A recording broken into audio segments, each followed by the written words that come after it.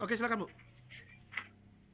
Salam guru penggerak. Perkenalkan, kami adalah JGP Angkatan keempat dari Kabupaten Dairi. Kami kelompok 3, kelompok SMA SMK akan mencoba praktek coaching untuk kasus 1. Untuk kasus 1 ini, yang menjadi coachnya adalah Bapak Hulman Sirait, coachnya adalah Ibu Flora Ginting, dan pengamatnya saya sendiri Ibu Berliana Sigalingging. Adapun kasus yang akan diulas tuntas pada hari ini adalah seorang guru sangat memahami jika Rina salah satu muridnya berbakat dalam berpidato dalam bahasa Inggris. Ia mendorong Rina untuk mengikuti perlombaan pidato bahasa Inggris tingkat kabupaten. Namun, nampaknya Rina belum percaya diri. Bagaimanakah cara Anda dalam menanggapi hal ini? Demikian, silakan Pak Ulman Sirait dan Ibu Flora Yunita Ginting. Terima kasih kepada Ibu Sigalingging sebagai pengamat. Selamat siang, Nak. Selamat siang juga, Pak. Rina, apakah kamu memiliki waktu senggang di strat ini? Ada, Pak. Tapi kira-kira ada apa ya, Pak? Bisa ikut ke ruangan Bapak? Baik, Pak. Silakan masuk dan silakan duduk, Nak. Terima kasih, Pak. Tapi kalau boleh tahu, kenapa ya, Pak, saya dipanggil? Begini, ada hal yang ingin Bapak diskusikan. Apakah Rina bersedia? Ya, siap, Pak. Saya bersedia kok, Pak. Baik, terima kasih. Akhir-akhir ini Bapak lihat anakku sayang, perhatikan murung dan kurang semangat. Kenapa ya? Oh, iya, Pak. Begini. Saya memang sepertinya perlu seseorang untuk membicarakan masalah yang saya hadapi sekarang ini. Tapi sebelumnya terima kasih ya, Pak. Bapak telah bersedia untuk menanyakan dan membantu saya. Jadi, apa yang saya bantu? Apakah yang kita capai dari hasil diskusi nanti? Saya ingin dapat solusi dari permasalahan yang saya hadapi sekarang ini, Pak. Baik, baik.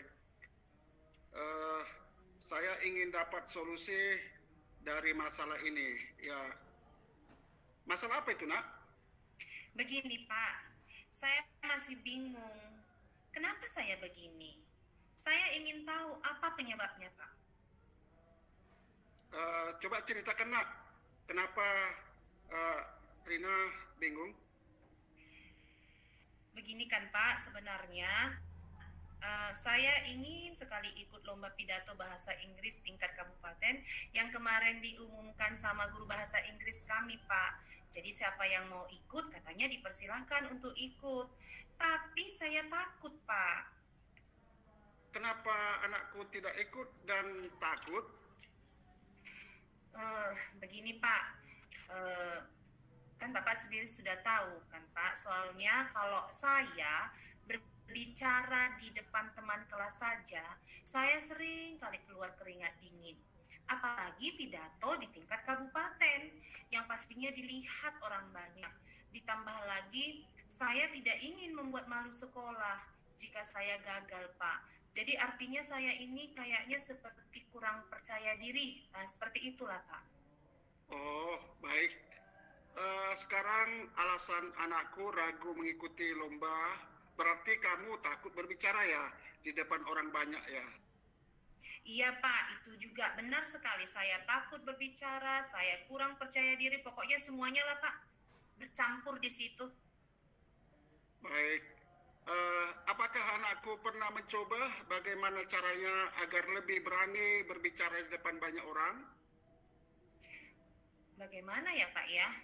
Biasa saya lebih berani saat saya sudah berlatih sebelumnya dan sudah merasa menguasai materi apa yang mau saya sampaikan. Oh, begitu ya. Berarti kamu lebih berani jika kamu menguasai materi ya. Jadi, sekarang apa yang anak lakukan agar kamu dapat menguasai materi lomba bahasa Inggris tersebut? Ya, Tentunya saya harus memahami dulu isi pidato dan selalu melakukan latihan secara berulang-ulang, Pak. Oh, apalagi nak? Saya juga akan belajar dan berlatih secara mandiri untuk mempersiapkan diri. Kemudian saya juga akan menjumpai Pak Guru Bahasa Inggris agar Bapak Guru itu mau membimbing saya untuk melakukan bimbingan pidato bahasa Inggris, Pak. Kemudian belajar dan berlatih berulang-ulang lagi, Pak. Ya, nak bagus nak. Sekarang coba anakku rencanakan prioritas utama ke depan yang akan anakku lakukan.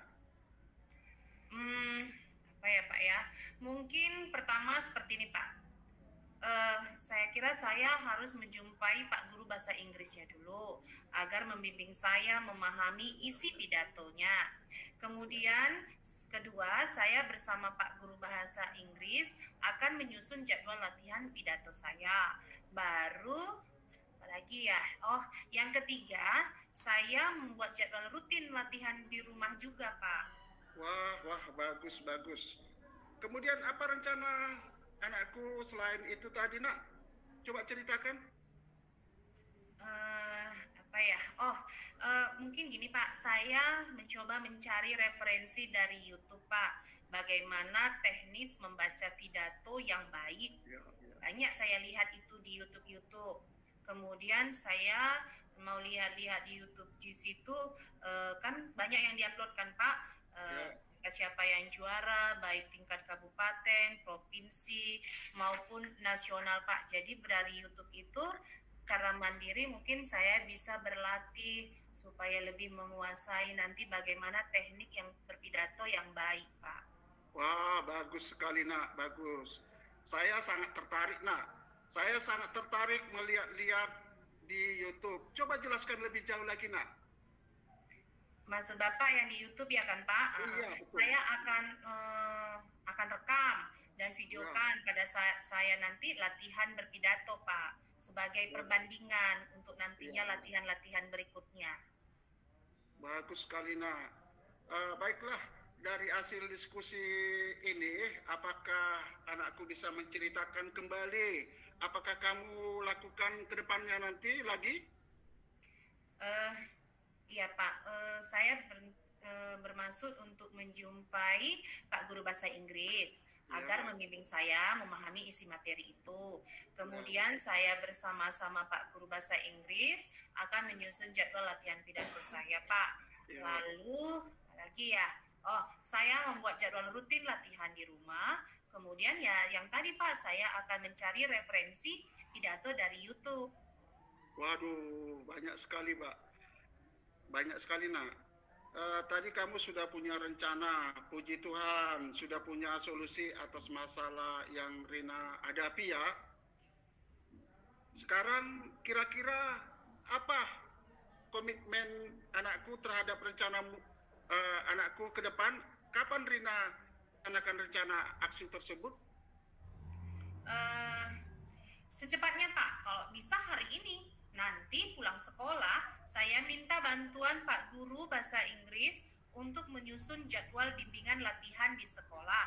Dan besok pagi saya berkomitmen untuk berlatih secara rutin di sekolah maupun di rumah sesuai jadwal latihan yang dibuat dan mencari referensi pidato dari YouTube Pak. Wah, bagus nak. Siapa yang bisa membantumu nak untuk mewujudkan komitmenmu itu? Saya akan minta bantuan Dina Pak, teman sebangkuku. Saya meminta Dina membantu untuk merekam dan membantu memvideokannya. Dan juga Dino mencarikan referensi pidato dari YouTube. Dino juga yang selalu nanti akan mengingatkan di sekolah baik di rumah, supaya saya juga minta bantuan kakak, apalagi kalau saya mau berlatih di rumah. Ya, baik nak, baik. Ya, anakku sudah mempunyai rencana. Baik, anakku telah merencanakan. Semoga dengan perbincangan ini hari ini, ya, permasalahan aku bisa selesai ya nak. Terima kasih untuk berdiskusi hari ini ya nak. Saya juga berterima kasih ya Pak. Setelah saya berdiskusi dengan Bapak, saya semakin yakin untuk mempersiapkan lomba pidato bahasa Inggris tingkat kabupaten dengan sebaik-baiknya Pak. Baik nak, bagus sekali. Sebentar lagi jam istirahat nak sudah usai. Anakku bisa kembali lagi ke kelas ya. Baik Pak, saya permisi dulu ya Pak. Selamat siang Pak. Selamat siang anakku. Kami serahkan kepada pengamat. Baik, luar biasa sekali praktek coaching untuk kasus 1 yang telah diterapkan oleh Pak Sirait sebagai coach dan Ibu Flora Yunita Ginting sebagai coach. Dari pengamatan yang bisa kita lihat untuk kasus ini, jelas yang pertama model Tirta sudah tertuang, di mana yang pertama tujuan coaching sudah jelas, yaitu berdiskusi tentang perlombaan pidato bahasa Inggris tingkat kabupaten. Kemudian langkah yang kedua untuk model Tirta adalah identifikasi. Di identifikasi pun sudah kita lihat jelas pertanyaan-pertanyaan yang diberikan oleh coach terhadap coaching sudah jelas, yaitu dia menanyakan kepada Rina tentang lomba pidato. Kemudian Rina tidak ikut lomba pidato karena merasa takut berbicara di depan orang banyak. Kemudian pada rencana aksi ya selanjutnya model Tirta di rencana aksi juga sudah jelas, yaitu coach atau Rina menyusun jadwal latihan mulai besok di sekolah dan di rumah. Kemudian di model Tirta yang terakhir adalah tanggung jawab. Di sini juga sudah terlihat jelas dari perbincangan antara coach dan coach, jelas terlihat di sana tanggung jawabnya, yaitu yang pertama, Rina akan berlatih secara rutin. Kemudian yang kedua, Rina mencari bahan atau contoh pidato dari YouTube, di mana yang mengontrol Rina untuk berlatih secara rutin juga ada beberapa temannya yang dijadikan sebagai pengontrol agar pelaksanaan dari tanggung jawab Rina itu betul-betul terlaksana. Jadi menurut pengamatan saya praktek coaching untuk kasus 1 ini sudah benar-benar menerapkan model Tirta. Demikian, selamat sore. Selamat sore, salam sehat untuk kita semua. Terima kasih.